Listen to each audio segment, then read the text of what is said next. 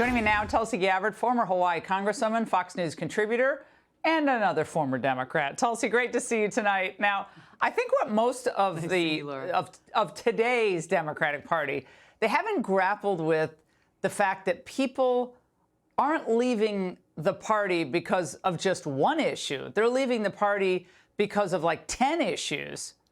In the lurch to the left, that's, I mean, they've gone so far left, they've left America. I mean, this is an unrecognizable coalition of radicals.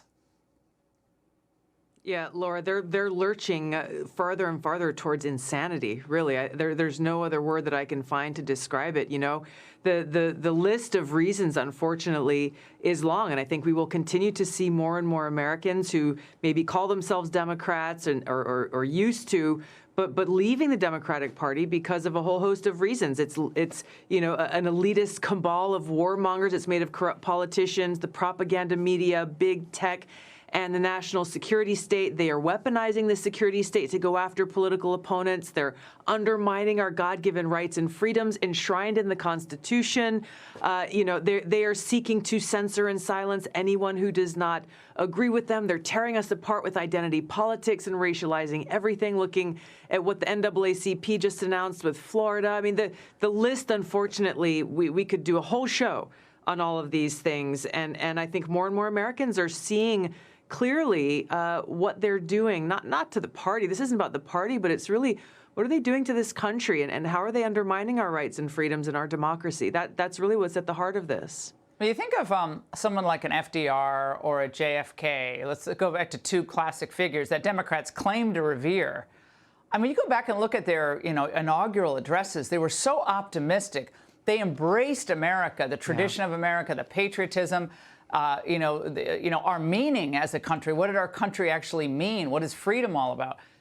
That is gone. They would be, I mean, rolling over in the grave is such a cliche, Tulsi. I mean, they'd be like doing a triple Lutz, okay, watching this Democrat Party today. And now the new Democrats are, they're pro-war as well, and you touched on that. Yeah. And that's, you mentioned JFK. I went back and reread his speech that he delivered at American University, specifically warning those students and the American people about the risk of nuclear war, and speaking in a hopeful tone, saying that even though it may seem impossible, that this danger just seems too great, there is a way, and we must continue to pursue that path towards peace.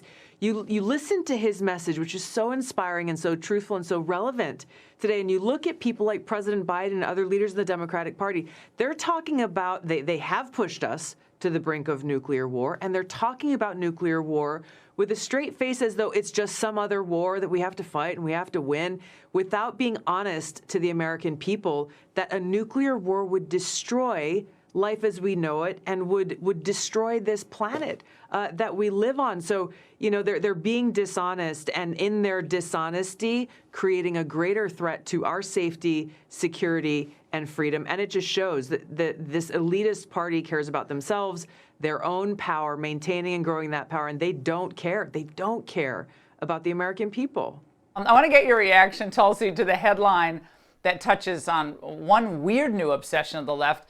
Black MAGAs, Make America Great Again adherents, are a clear and present danger. Lacking principles, black white nationalists say and do anything to please Trump, Trumpism, and the white supremacist base. As the colorized and melanated enablers of fascism, today's black MAGAs are truly dangerous jokes.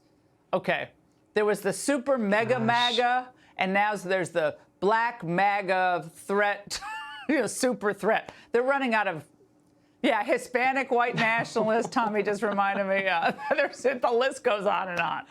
They've called me a sexist, a misogynist, a white supremacist. Like, they just throw all these names out there. Congrats. And it doesn't make sense. Tulsi, great to see you tonight. Thanks so much. Hey, Sean Hannity here. Hey, click here to subscribe to Fox News YouTube page and catch our hottest interviews and most compelling analysis. You will not get it anywhere else.